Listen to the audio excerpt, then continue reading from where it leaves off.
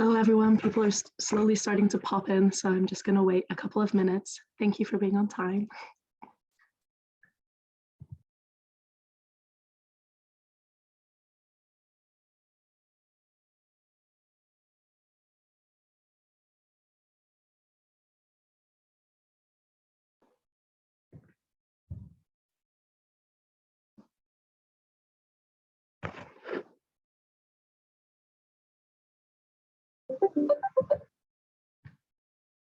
So hello, everyone. Thank you so much for joining us. Waiting for a few more people to have the chance to join before we get started.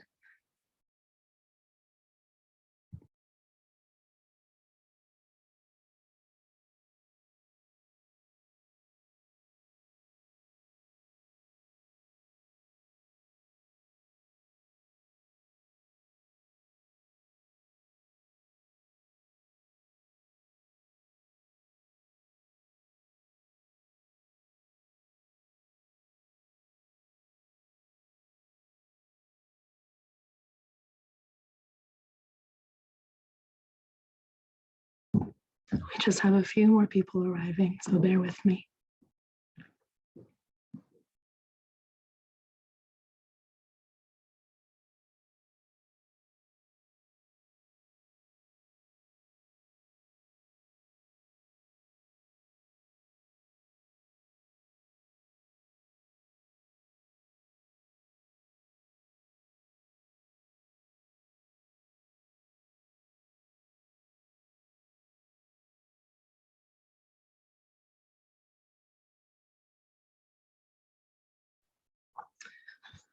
Okay, I think we can slowly start.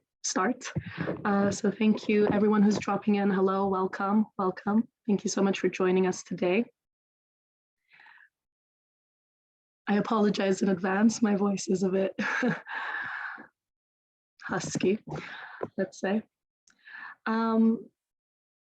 So I think I'm gonna kick off now. So welcome everyone again, and thank you so much for taking the time to join this BirdLife webinar on maritime spatial plans. Today we're discussing if EU countries will protect and restore nature at sea through their maritime spatial plans. My name is Hani Cohen. I'm the communications manager of BirdLife Europe and Central Asia. And today I also have the honor of moderating this event, which in case you missed it, is happening on World Oceans Day. And today is the official start of Ocean Week. For those of you who are unfamiliar with Ocean Week, it's actually the love child of BirdLife, Client Earth, Seas at Risk, Surfrider, and WWF. We created Ocean Week 3 years ago to put nature at sea in the spotlight of the political scene for decision makers to step up and protect and restore our seas. Before I dive into the topic of the day, I want to warmly invite all of you to another Ocean Week event taking place on the 14th of June, both online and face-to-face here in Brussels if you're around. This event will be focusing on fishing without bycatch and how we can reduce the impact of fishing on sensitive marine life such as seabirds, dolphins, and sea turtles.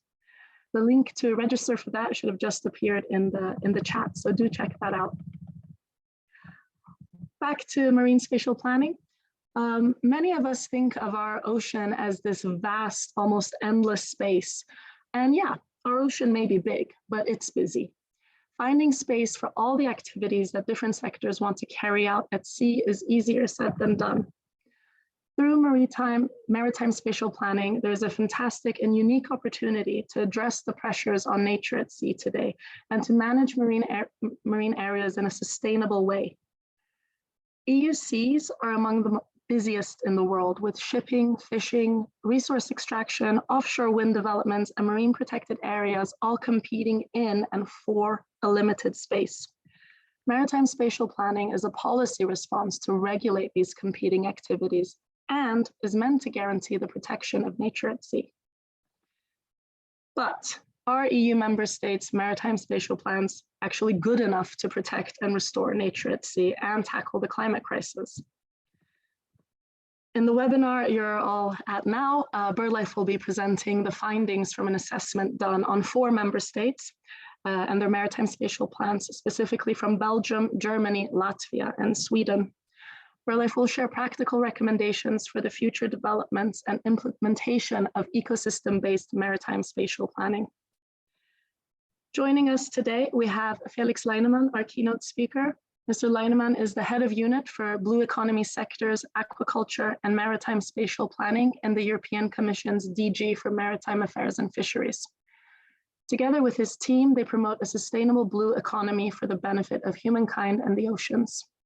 Mr. Leinemann has worked for the European Commission since 2003 in various fields, including fisheries and maritime policy, shipping, aviation, and urban transport.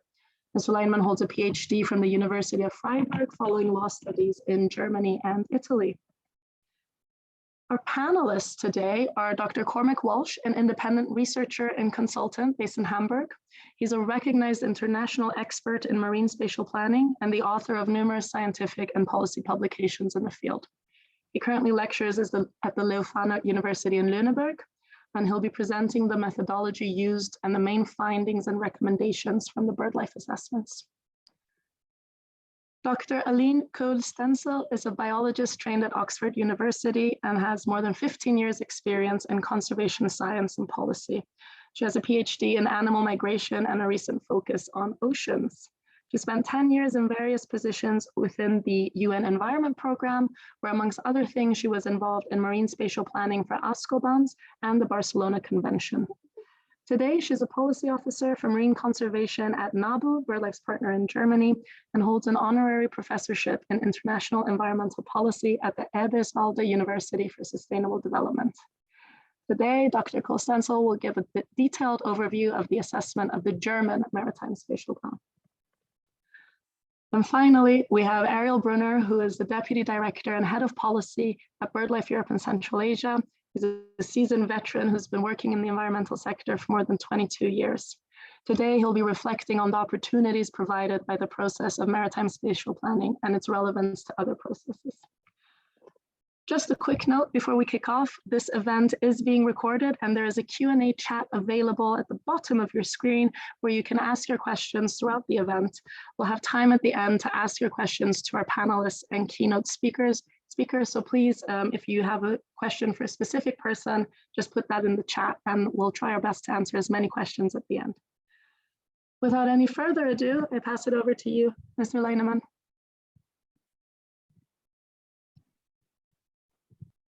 Good afternoon, and thank you very much, Hani, for the introduction. Good afternoon, everyone. I'm very pleased to be speaking here. Happy World Ocean Day. It's a very timely event, but not only for World Ocean Day. These are busy times for maritime spatial planners because a lot is happening and demands for the use of our seas are increasing. You already mentioned it in your introduction. EU seas can play an important role for the European Green Deal, aiming to address our multiple crises. And most important among these are, for example, decarbonisation and the biodiversity loss that we are facing. So we have a lot of interest in using the seas for offshore renewables, for nature protection. The biodiversity strategy has the ambition to protect 30% of our seas by 2030, but also existing activities like shipping, fisheries, defense, tourism, but also new ones like multiple use in different areas. Now, we're all talking about 2030. That's 7.5 years from now. So not so far away. 8 years ago, in 2014, the European Union adopted the Maritime Spatial Planning Directive, which set a deadline for the establishment of plans by all coastal member states for the end of March 2021. We've just adopted a progress report on the implementation of the directive, more or less 1 year after this deadline. And I would like to give you a short overview of what this report says. It's a bit of a picture in time. In the meantime, one more member state adopted their plan, so that's not yet included. Another member state uploaded their plans in EMODNet, the European Marine Observation and Data Network, which is much appreciated, but which still we couldn't mention in the report. Looking at the establishment of maritime spatial plans by member states, the report distinguishes between 4 groups. Maybe now we could say it's 3 groups, but I will briefly go through this. The first group is the group of several member states that could already build on an MSP tradition. that either predated the directive or started very soon after it had entered into force. Belgium, the Netherlands, and Germany already had plans. Then there were member states who had maritime and terrestrial planning, like Malta or Lithuania, and who then incorporated that in their notification. So that's a group of 5 member states. The second group is quite a number of member states who succeeded within the deadline that was fixed by the directive or missed it by less than 1 year. That's Finland, Latvia, Poland, Denmark, France, Ireland, Slovenia, Sweden, and Portugal, 9 member states. These member states now have comprehensive maritime spatial plans in place, usually for the first time, and they are now moving on to the challenge of implementing them in practice. The third group is a group where no sufficient progress could be seen, even no perspective of when we will finally have a plan. And that's why the Commission sent them letters of formal notice in December 2021. So acting as guardian of the treaties and encouraging member states to implement, to establish the plans. The fourth group, and that group has now joined the third one in a way, those were the ones where planning was advanced, but the plans were not yet officially adopted. Half a year after the December deadline, we considered that 2 more member states should also join the infringement procedures, and those are Spain and Bulgaria, while the last member state that I didn't yet mention, Estonia, actually adopted its Maritime Spatial Plan on the 12th of May. So out of the 22 coastal member states, we have 15 plans that are adopted and 7 that are not yet adopted, but hopefully soon. The report as such gives a short overview of the implementation of the directive's requirements and highlights some good examples. The requirements are to apply an ecosystem-based approach, to promote coherence, to take land-sea interactions into account, to look at the spatial and temporal distribution of activities, to involve stakeholders, use the best available data, and cooperate with bordering member states and non-EU countries. I should clarify one thing which is very important. The report is not an assessment by the European Commission of member states' spatial plans. The directive does not provide a legal basis for such an assessment. Of course, that doesn't stop anybody else from doing such an assessment, and I'm pleased to have this discussion here this afternoon about the assessments of bird life of the different plans.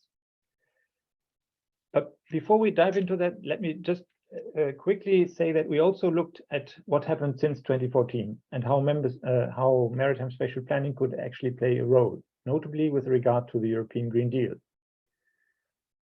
In the meantime, the Commission adopted the offshore renewable energy strategy that envisaged 60 gigawatt of offshore wind capacity by 2030. But things have evolved so quickly over the past 2 years that with the commitments and higher targets that some member states have set themselves, we are already at 90 gigawatt of commitments in the same time horizon. I'm not talking about 2050 now, we're just limiting myself to 2030.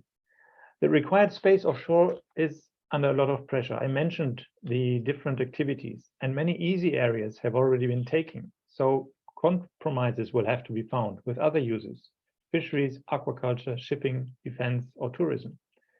Of course, also with nature protection. I already mentioned the biodiversity, with 30% of marine protected areas and 10% under strict protection. So we believe that well-done maritime spatial planning can be a powerful enabler for the transition that we are facing and also facilitate future permitting. Some member states, actually many of them, may have to revise their plans faster than they thought in order to include these objectives. The report then also looks into the future. We want to create a real European MSP community across the EU, and we would like to involve the users more. So far, the Commission has mainly worked with member states and some observers in the member state expert group, but now we are going to set up a European Blue Forum before the end of the year, so that we can bring users and other stakeholders on board in this exercise. We also need to make MSP more digital and more transparent, and that's why we have encouraged member states to upload their plans in EMODNet, the European Marine Observation and Data Network, And if you click on the Human Activities portal, you click on MSP, you can see the plans of Belgium, Denmark, Finland, Latvia, and most recently also Poland already in that portal. And hopefully soon we'll be able to see all plans so that you can get an even better overview of the different sea basins. And let me make one more announcement, and unfortunately that is an event that is clashing with BirdLife's assembly next week. The EU MSP Stakeholder Conference that DG Mare is organizing next week on 14 and 15 June in Brest to look back at the achievements since 2014 and forward to the challenges for maritime spatial planning from now up to 2030. So to conclude, even if not all member states have adopted their plans on time, they have all engaged in thorough planning processes involving stakeholders, but also diverse national and regional authorities. Thanks to the MSP Directive, the EU is one of the most advanced world regions to have maritime spatial planning in its waters. The Commission will support these processes, and we will also we look forward to discussing this and the context of the plans with you this afternoon, but also with broader stakeholder community. Thank you, and good luck for the discussions. Thank you so much for that, Mr. Leinemann. I pass the floor now to Dr. Cormack.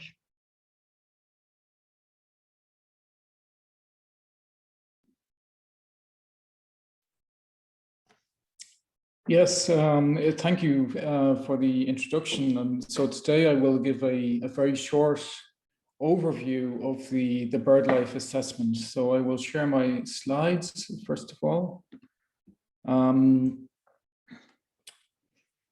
Yeah, so as we probably know, the framework conditions for marine spatial planning in the EU, they really require that there is alignment with the Marine Strategy Framework Directive and that ecosystem-based approach is implemented. So this has been the core focus of our assessment. And really what we are looking at here is that the requirement that the total pressures from all activities at sea must be limited to a level that is compatible with the achievement of good environmental status. And secondly, that the resilience of marine ecosystems must be maintained. These are the legal requirements set out within the relevant directives. These are the core components of what we are interested in, to see to what extent current marine spatial plans have been successful in achieving this level of alignment. So essentially, the BirdLife assessment or evaluation has taken quite a straightforward approach. It's an assessment of the alignment of national marine spatial plans with EU environmental legislation and policy objectives. We have 19 indicators grouped in 5 thematic categories and overall 48 individual criteria. So it's primarily an ex-ante indicator-based assessment, including input from national experts, which was very valuable as part of the process. To date, the methodology has been applied to Belgium, Germany, Latvia, and Sweden, as has already been mentioned. We deliberately sought to include a number of different member states who are at a different stage in terms of their experience with marine spatial planning, and they're also coming from different planning traditions also, that the marine spatial plan in Sweden, for example, is quite different in terms of its role and status than the German marine spatial plan. And this reflects different traditions and cultures of planning as well, whether it's primarily a sectoral or a cross-sectoral integrative process, for example. So there are key distinctions here. In terms of the scoring for the assessment, you can see here, it's a very simple traffic light approach of whether particular criteria have been satisfied, partially satisfied, or not fulfilled. So here you can see the 5 thematic categories: strategic vision, ecosystem-based approach, marine conservation, nature restoration and climate change, and then particular uses, so economic and military activities and related aspects. So for example, noise and light pollution as well, we have as indicators there. And here you have I don't expect you to be able to read all of the detail here, but an indication of where these indicators are coming from in terms of key EU directives and policy statements as well. Diving a little bit more into the detail here, you can see we have individual criteria for each of the indicators. Here for the ecosystem-based approach, for example, there are 8 specific indicators, and then a larger number of criteria focusing on different aspects of what is required, as outlined in the international literature and policy statements of what an ecosystem-based approach in this context is about. Looking at specific indicators, in many cases, we have a 3-step approach, if you like. So with the precautionary principle, asking first of all, is there explicit reference to the precautionary principle in the document? Has it been applied to MSP provisions, and if so, how? And to what extent has the precautionary principle informed zoning and spatial policies as well within the plan? So this gives an idea of the level of detail which we have achieved with the assessment and what has been possible here. So here we have an overview of, again, selected criteria for each of the 4 countries, which gives, at a first glance, an overview essentially of how the countries have fared on each of these criteria. Broadly speaking, it is a mixed picture. I think this is good in a sense, because it means that there is real potential here for learning from one country to another. That we can see that some countries are stronger on particular aspects, or have maybe found a way to implement particular aspects of an ecosystem-based approach within their plan better than others have, or more explicitly at least. So there is certainly an opportunity here to learn from experience elsewhere as well, and then apply it to other national contexts. I won't go into the detail of the individual scores for each country. We don't have the time for that today.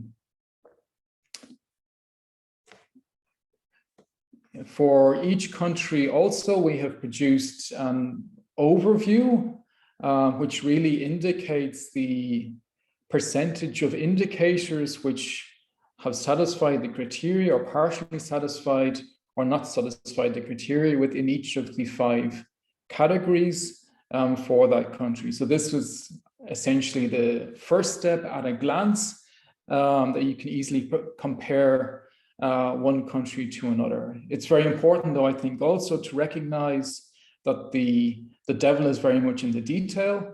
It's the nuances that are really important. It's really important to look at how each of these aspects are actually addressed in practice, and what is the likely impact going to be over the period of the plan as well.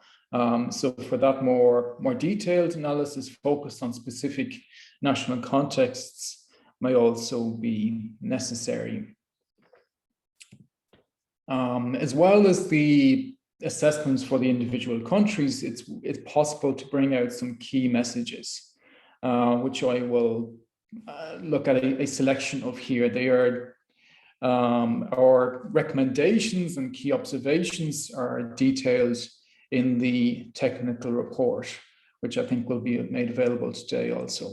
So first of all, it is clear that there is a need for greater alignment between marine spatial plans and implementation of the Marine Strategy Framework Directive and the designation and management of marine protected areas. The degree of alignment varies significantly from one country to another, and this is an ongoing process, which I guess will change over time as well. But this is really a critical aspect in terms of the governance side of things, that there is alignment cross-sectorally across the implementation of these two key directives as well, focusing on marine use and protection. Secondly, it is currently very often the case that the conservation and restoration of marine ecosystems is treated primarily as a sectoral interest alongside other sectoral interests, rather than setting the boundaries within which those activities should take place. Here it is very important that the ecosystem boundaries, if you like, are taken as the framework within which activities must take place, and that plans are also underpinned by a coherent network of effectively managed marine protected areas. That is really at the heart of what an ecosystem-based approach is about. To achieve this, what is needed really is a systematic and spatially explicit analysis of ecosystem functionality, connectivity, sensitivity, and also carrying capacity. So we need this quantitative analysis, a robust analysis, which is spatially explicit, to really be able to assess the impact of various anthropogenic pressures on the ecosystem. Marine spatial plans must also base their policies on robust, evidence-informed assessment of plausible alternative scenarios. Plausible, I think, is a key term here, and also the requirements that the alternative scenarios really show different options, which can inform decision-making also at the political level. So here it is very important that all activities, including shipping, for example, and fisheries, that there are alternative future options included here. And in the plans that are assessed as part of this assessment and more broadly across Europe, we see very different approaches to the development of scenarios, some of which are more quantitative, others more strategic and qualitative. So this is a key area where some of these different approaches can be addressed and outlined as well and compared one to another.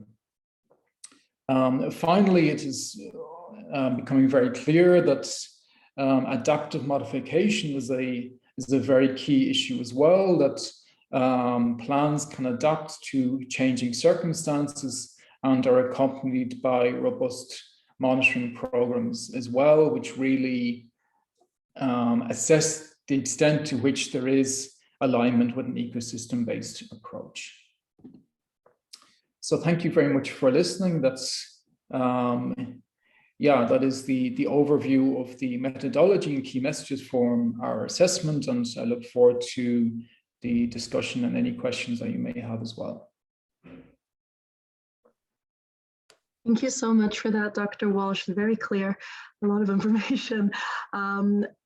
Yes, as Dr. Walsh just said, if you do have any questions, feel free to already put them in the Q&A box at the bottom of your screen. And we have just shared the technical report in the chat for you all to check out, but don't do that just yet, because I am now passing over to Dr. Constanzo, who will be talking about the German Maritime Spatial Plan. Thank you very much, and happy World Oceans Day also from NABU, the German BirdLife partner.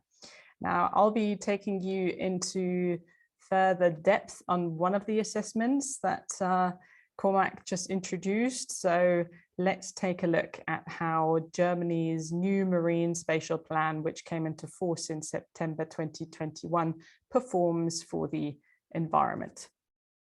Now, before we dive in, we have to remind ourselves of the poor status that our North and Baltic Sea are in. So when we look at the exclusive economic zone in Germany, we do not have a single marine habitat in good environmental status. We failed to reach our targets under the Marine Strategy Framework Directive. And wherever you look, you know, be it harbour porpoises in the Baltic proper, critically endangered, declines in the North Sea for that species, 1/3 of the species on the red list, you've got alarm bells ringing across the board. So how does the Marine Spatial Plan, which is, you know, a tool which can bring about strong sustainability in our oceans, legitimizing economic growth, how can that then, how does that respond to that poor status? And this is what it looks like. Don't worry, complicated maps. What I'd encourage you to look at is, what does this space look like? It's pretty packed. Here in green, you've got our Natura 2000 sites covering about 32% of our EEZ, and here in the Baltic, and there in the North Sea. And how much white space do you see? So areas which are not gobbled up by one use or another. In fact, when we look at how much area of the sea is foreseen under the new MSP for economic use, this is what it looks like. So we've got 87% on average, no big difference between the two seas here, foreseen for at least one type of economic use. And you can see heavy overlap in our Natura 2000 sites, for example, in the Sylt Outer Reef, Borkum, Dogger Bank. And on the Dogger Bank, currently there's, until next year, there's an assessment coming for an additional 4 to 6 gigawatts of offshore wind, which might cover at least 1/3 of that protected area. So pretty packed. And so it comes as no surprise, really, that the assessment that BirdLife undertook, Germany doesn't perform particularly well. You can read up upon it, you just got the link, but I want to flag up a few key issues to introduce you to what we're dealing with here nationally. First of all, most European member states, they first do a strategy for their marine sea, a vision, what do they want their seas to look like in 10, 20, 30 years, and then do a detailed marine spatial plan. We do not have such a vision or such a strategy document, and it's something that NABU is urgently calling for. Let's dive into some other issues.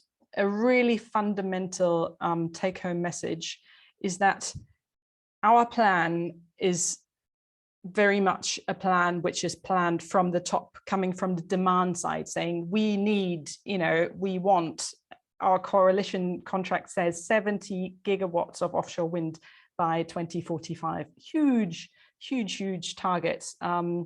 And instead, we should be planning from the bottom up, looking at the ecological carrying capacity of our very limited and ocean area, which is already under extreme pressure.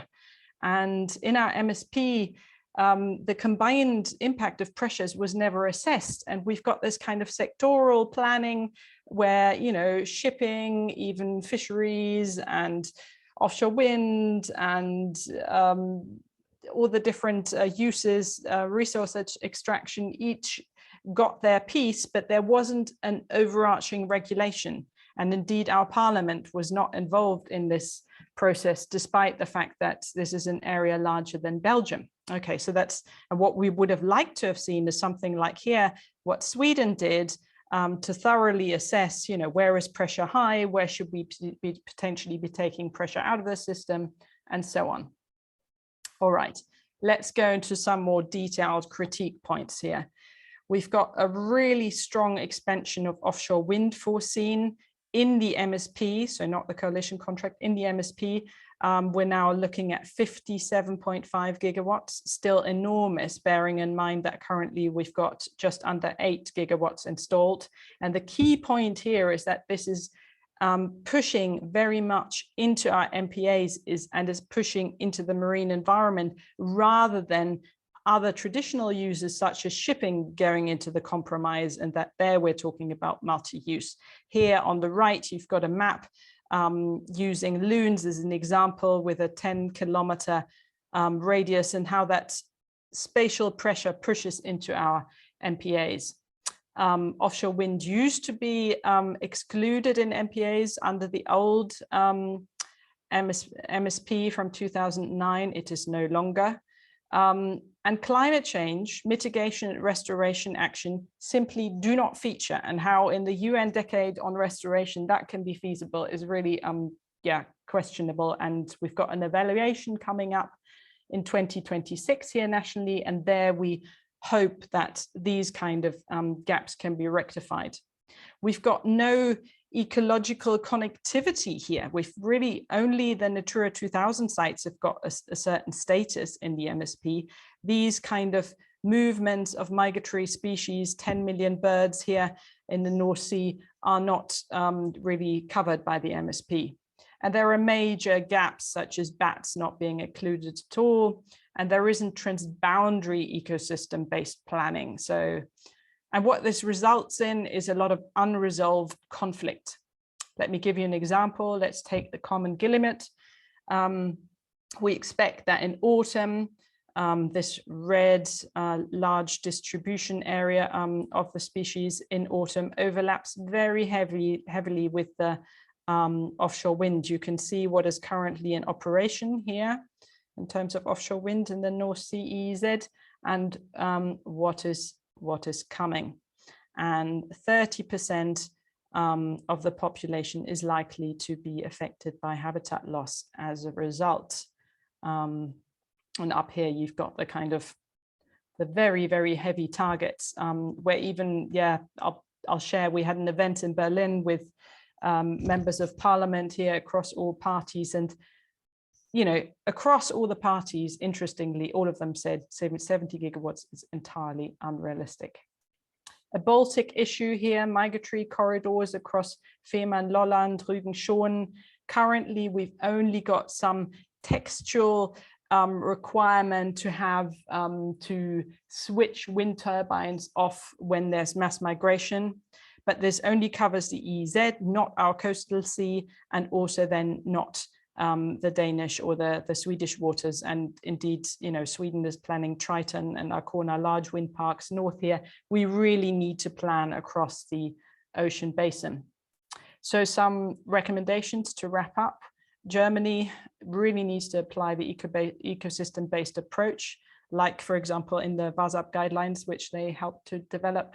We need to take pressure out of MPAs. If we're in these overused seas, we need to have quiet spaces. And in this current climate of prioritizing offshore wind, at what level, we want a sustainable level. We're certainly sort of targeting above that, but we need to talk about at that prioritization level, where we're going to take pressure out of the system, where are we going to reduce traditional uses. Connectivity, restoration need to be included, and climate and biodiversity protection need to go hand in hand, like the IPBES report called for. We need a marine strategy in this country, and I think indeed we should be talking about ocean basin strategies for both the Baltic and the North Sea, and this might be a good place to start. So I look forward to your questions and taking this debate forward. Thank you. Thank you so much for that, Aline. Questions are already coming in. And before we get to those questions, I would like to pass the floor to Ariel and see what he thinks about everything that's been said so far. Ariel? Yes, thank you very much. I think that what we've heard until now is quite concerning, because we all know that the state of our sea is very degraded. To look at the other big piece of marine legislation of the EU, the Marine Strategy Framework Directive, we have basically all of the 11 descriptors that are in bad state. So we are missing all of our targets essentially. And we are piling up more and more pressure on marine environments that are already heavily degraded, principally by fishing, but pollution, disturbance, shipping, all the rest of it. And now we are coming up with this massive industrialization project of the deployment of offshore energy. Now, we need this massive industrialization. Unfortunately, if we want to survive climate change, we need to very rapidly decarbonize our economy. The ongoing war has been adding pressure to the need for extreme speed in the ramping up of our renewable energy production, including the offshore energy production. And that means that we cannot keep wasting time. And unfortunately, if we look at what Felix has shown us earlier in terms of what the member states have been doing, unfortunately, there has been a lot of time thrown away, and we've now essentially run out of time. Marine spatial planning is absolutely crucial for nature conservation and for maintaining or actually restoring life to our seas, because nature needs space and it needs to be protected from human activities. There's no way around it. We need to carve out 30% of protected areas that are really protected, and we need the third of it to be strictly protected as per the EU biodiversity strategy. At the same time, if we want to see this massive deployment of offshore wind and all the electricity line and everything else that needs to come with it, and we want this to happen fast, this also requires very careful planning, because otherwise we will have unsolvable conflicts with nature, but also unsolvable conflicts within the energy sector itself, even between wind farms, and with the other users of the sea, like shipping and so on. So this is a nut that really needs to be cracked urgently. Now, the EU has just brought out the REPowerEU package. The REPowerEU package includes some very good things around reducing energy demand and energy efficiency. But when it comes to the speeding up of the deployment of renewables, it's a bit of a mixed bag. So from the one side, it's really pushing member states to do their planning properly, including introducing this idea of sort of short-term go areas for renewables, which would allow us to finally focus the renewable energy in the right places. But it also comes with some very poor ideas about environmental deregulation and waving away impact assessments, which we are very worried about, that we think will actually just lead to poor projects and more conflicts, and ultimately to longer processes and less deployment of renewable energy. So we think it's seriously self-defeating. And we certainly hope that it will be improved in the co-decision process. But there is an opportunity there, because member states will need in the coming couple of years to really decide where are they doing this deployment.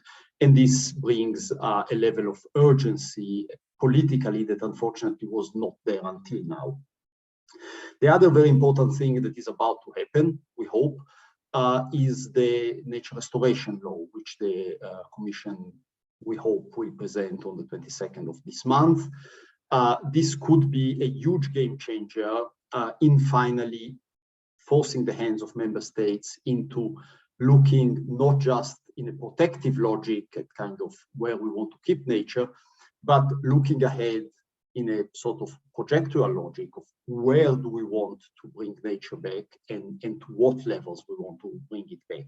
Now, if we are clever about it, we would put those two things together and do the nature restoration planning at the same time as the energy planning, and that would allow us to minimize the conflicts, optimize the synergies, and do things in an intelligent way, which ultimately will be in everybody's interest. Now, in order to do that, we will need to deal with some of the ongoing problems, because if you just pile up the offshore development on top of everything we are already doing, it's going to be just a disaster at a certain point, we need to increase the carrying capacity of the sea, and this means reducing existing impacts. And the biggest one is in fishing. And we know that a lot of the fishing we are doing at the moment is completely unsustainable, even in terms of the viability of the fishing sector. So we really need to bring into the equation a just transition for the fishing sector. And if we put together those three elements, then we have a brighter future. So sound energy planning, sound planning for energy restoration, and just transition for the fishing sector. We put those together and we really get to work hard with cooperation across the political spectrum and across stakeholders, and we could put ourselves in 2 or 3 years' time in a much better position. Thank you. Thank you so much for that, Ariel. We've heard from all of our speakers now, and it's time to open up the floor to questions, and some have already been coming in. And the first question is actually for you, Aline. If you could please give a good example of an effective corridor between 2 MPAs in the North Sea. Which species would use the corridor? Would they understand that such a corridor exists? Yeah, so we need to make sure connectivity persists. Maybe, you know, we mustn't think of a kind of road, but we've got to make sure that barriers are not being put in place. And we're currently seeing, you know, heavy shipping traffic also related to offshore wind, the service traffic. These vessels are sometimes traveling up to 40 knots. And thinking of harbour porpoises, for example, between the Zuid Outer Reef and the Dogger Bank, they both have high density and high levels of calves, for example. We need to make sure that shipping is at a speed and at a noise level that this does not cause a barrier. Equally for migratory birds. I showed you the example of the common guillemots. That's just one species. You know, there are loons. There's new research coming out from Stefan Gata at the FTZ saying, you know, we're not just talking about 1 or 2 species, we're talking about a whole load of seabirds. And this is where we need these cumulative impact assessments to see where do we have which species, where might there be barriers opening up. And we need to make sure that between those hotspots, we've got connectivity both underwater and in the air. And for bats, for example, in the Baltic, we've already got quite good understanding. And we know that at very, very low wind frequencies, if we, you know, switch off wind turbines, this can make a huge difference for bat migration and does not come at a large economic cost.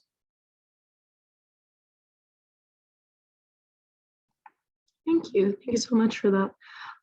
There is another question from the audience wondering if we want to get to transboundary spatial plans, example for the North Sea, what would be the first steps to get to such a plan? I'd love to hear from you and also from Dr. Walsh. Yeah, shall I start? So we really, you know, we're doing pretty well in terms of, you know, our green power plant, for example, to connecting the grid. I'm personally all for, you know, offshore wind. We need a strong grid to make sure we transfer this properly, but we need to have that kind of planning at all levels, you know, for our cumulative impact assessments. And recently a paper came out for the North Sea, which was sort of pushing towards that, and we need to have this for individual ocean basins, and yeah, doing this for all sectors really, and building up the various pressures and the kind of map I showed for Sweden, having that for the entire ocean basin. And then also talking about, you know, if we have such high, you know, energy demand targets, let's look at, you know, where are the best places for developing, you know, be it offshore wind or getting sand and gravel. Here in this country, we still got sand and gravel extraction in MPAs. That can't be right. You know, we really need to think all of this together and try and solve it. Cormac, do you have anything to add to that? Yes, I think first of all, it's important to recognize that currently there is a lot of good practice in relation to transboundary cooperation, marine spatial planning, particularly for the Baltic Sea and the North Sea as well. I think one area where this really makes sense as a starting point is at the strategic level, where it may be an option to develop a long-term strategy, say for 2050 for the North Sea. And this process has already been initiated in some respects, in that there is a Dutch 2050 strategy, and as far as I know, something similar for Belgium as well. And the Dutch 2050 strategy is actually quite explicit in being an invitation to really think in transboundary terms as well, that it cannot only be focused on within national boundaries. So it's really an invitation to engage in this transboundary dialogue. I think that would be a very good starting point that can be done alongside and parallel to the formal national processes as well. Thank you. Another question that's come in is specifically on the German case, if there are ways or models to evaluate the carrying capacity of the ocean and to somehow set overarching boundaries of acceptability to economic development. There are definitely tools, available. It is, cumulative impact assessment is a tough nut, but there are things like, Symphony in Sweden, ECOMA in Denmark. There are also things like the DPONS model, which allows you to look at how noise related to offshore wind construction impacts harbor porpoises, to make sure that there is still some, at this level of expansion, there is somewhere where they can flee to, and you can model this. So there are definitely tools available which we'd like parties to use, and to increase that kind of dialogue. Like Cormac said earlier, different countries have got different strengths and weaknesses, and we should look across the Atlantic also. There's a lot happening in North America and elsewhere, and to exchange that kind of knowledge and tools and what might be appropriate for one country or another. Thanks, Lillian. Felix, we have a question for you. Could you please describe what some of the factors are limiting other countries from implementing their MSPs? Is it lack of resources, will, expertise, something else?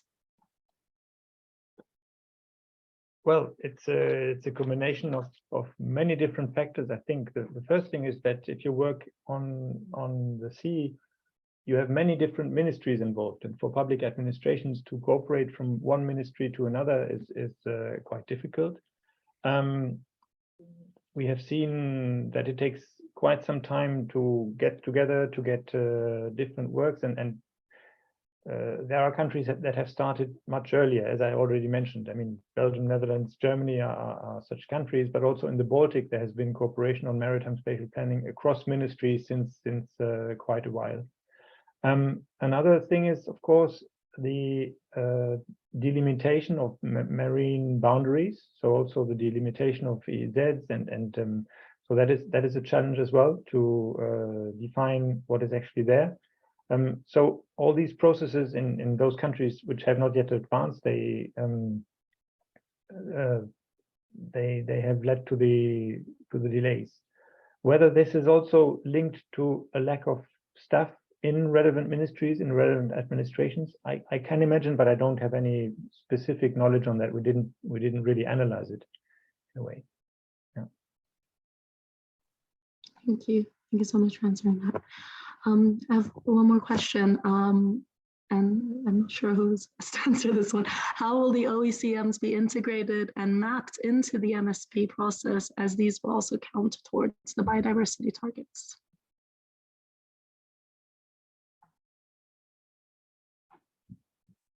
Lillian? I'll jump in if nobody else does. Yeah, I think it's a hot potato, as we'd say here nationally. We've got to be careful what classifies as an OECM and what doesn't. And ultimately, we have to really always look at this, entire ocean ecosystem. And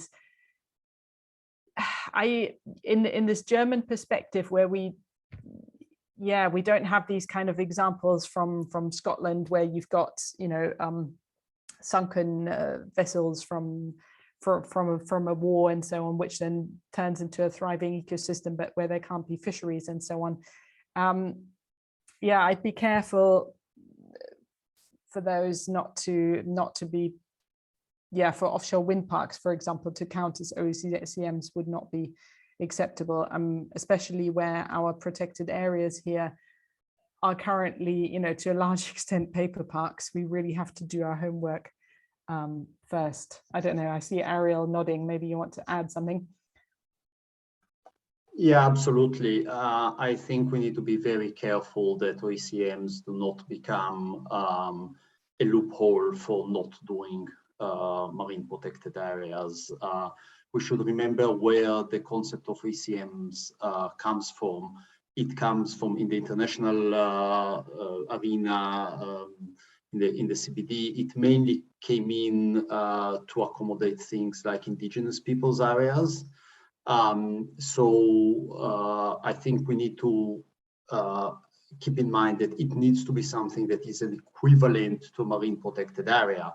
So it can be, for example, in some situations, marine protected areas that are managed by local fishing communities, so that it's not a national park, marine protected areas according to the national legislation, but it's a community level marine protected area. But it certainly should not be things like wind farms based on the idea that because, for example, they don't do bottom trawling, then they are better than others, and so on. There is a lot that we can do to improve biodiversity, for example, in and around wind farms, but those are still industrial installations. Those are not protected areas.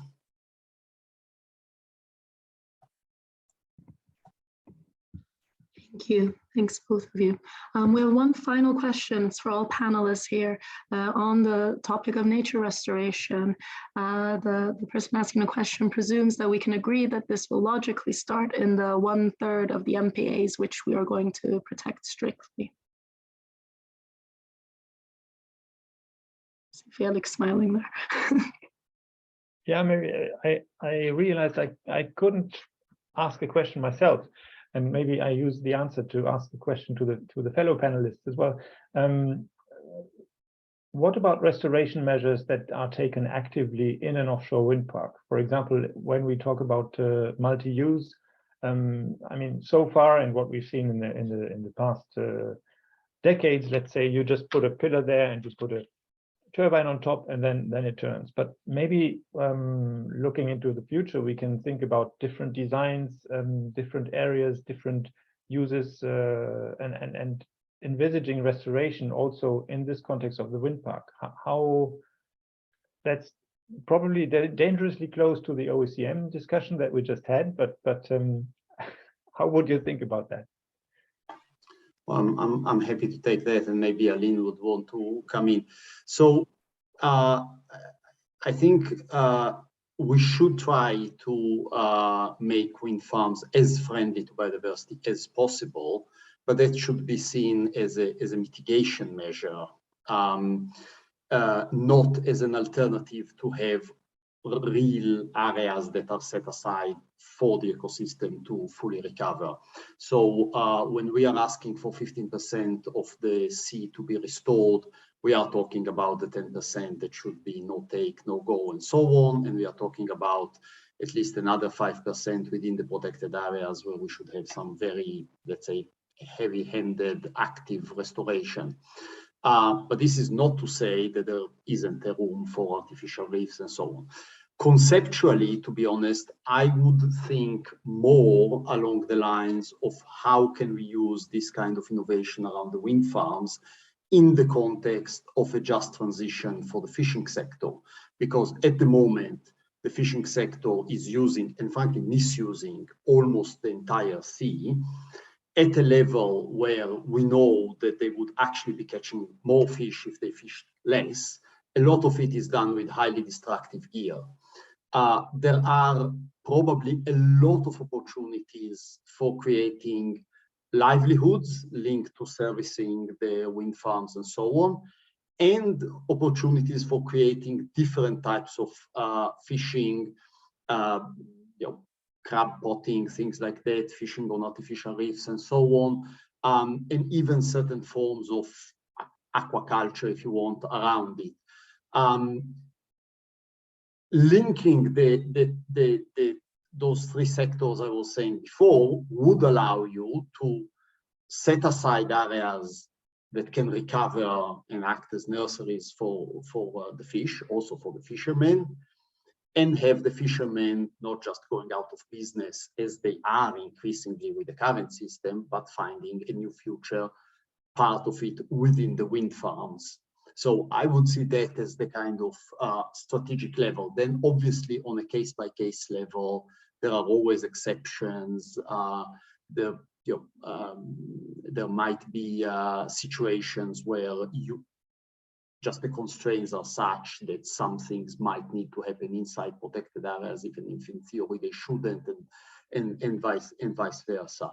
But as a direction of travel, I would rather offer that one.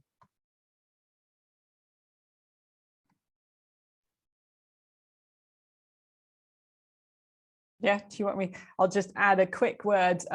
Going back to that initial question, saying that, you know, restoration in MPAs should be our top priority here. We've got reefs like in the Sylt Outer Reef, as the name suggests, you know, which are terribly degraded. We should focus on those as a top priority, and we just need to be a little bit careful that, of course, you know, what's our aim in restoration and what's the original habitat that we had there. You know, and obviously we change that if we've got a sandy bottom like we do in our North Sea and most of the areas, introducing wind parks with foundations and so on. So we just need to bear that in mind in the restoration debate, but we really look forward to that debate and moving closer to the coast, you know, combining CO2 sequestration with biodiversity conservation and coastal protection also. I think restoration, there's, you know, we've got a lot in our coalition contract here nationally. There'll be a lot coming. We look forward to it. Mike, do you have anything else to add as well?